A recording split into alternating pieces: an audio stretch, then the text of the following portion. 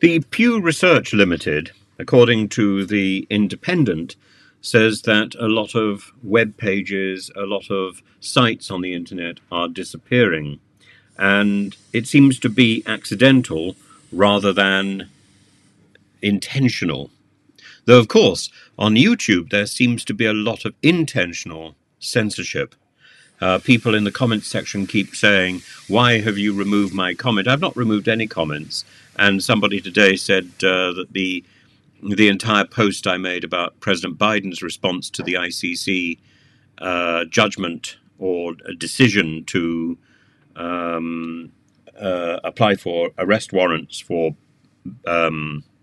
Netanyahu and the Hamas leaders, Sinwar, was completely censored in America. This is absurd. I don't know if it's true, but it's madness, and it suggests a lack of democracy. It suggests a lack of honesty. What we need to do is to look at all opinions, even those we don't agree with, even those we don't share. Those broken links, those disappear. It says that there's a lot of 21% of government websites apparently have broken links. It says that 54% of Wikipedia pages include a link to references that no longer exist. Absolutely true. I often find when I go to Wikipedia, which is often my first port of call when I'm trying to research something, I would go to Wikipedia, I would then look up the references, and then I will go on from the references to look up serious information. But if the references don't exist, that means I have to start somewhere else, and it's a bit absurd. There's an organization called Common Crawl, and apparently it looked to see whether all those pages continued to exist between 2013 and 2023, and 25% of the pages collected in that time were no longer available, and 16% of those pages came from a website that continues to exist, but 9% were located on websites that no longer exist. This is partly because many websites require payment. It's also because the blog or the owner dies, the organization closes, the site is shut down. But it makes you realize how incredibly fragile is this internet concept. And we should look after it. We should make sure that we have copies, that we have backups, but also that we are nurturing a genuine spirit of debate.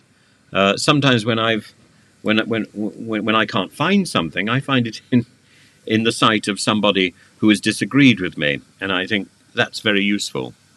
And so much of the modern debate is sucked into a sort of team context. So if you are in team this person, then everything is about that. If you're in team that person, then everything is about that. And so everything can disappear. All the Team Harry people will disappear like that if the cloud computers. There is no cloud. There is no cloud. This is such a nonsensical idea. There's just a computer bank in somewhere or other. There is no cloud. There's not something floating overhead which has got all your information in it. If we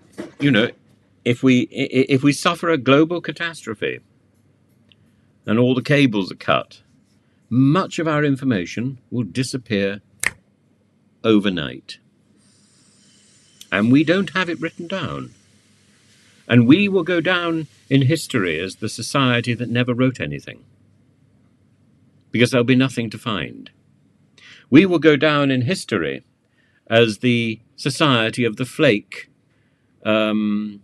wrapping, or the Mars bar. We will be defined by the rubbish that we've left behind rather than the stuff that we have written, because the stuff we have written is increasingly not going to be available to archaeologists. It will only be on the web, and the web will die. Or the content of the web will be replaced. And what we have done will be forgotten, because it is no longer on any form of survivable material. I worry about that enormously. And this sort of woke enthusiasm for a record of the coronation, which for the first time is written on paper rather than on parchment. Parchment lasts. That's how we've got so many old documents. Paper, not only does paper disintegrate, but the ink that you use on paper disappears very quickly. We need to be very careful what we put on the internet, what we upload to the cloud, and what we rely on, because this web thing is not reliable.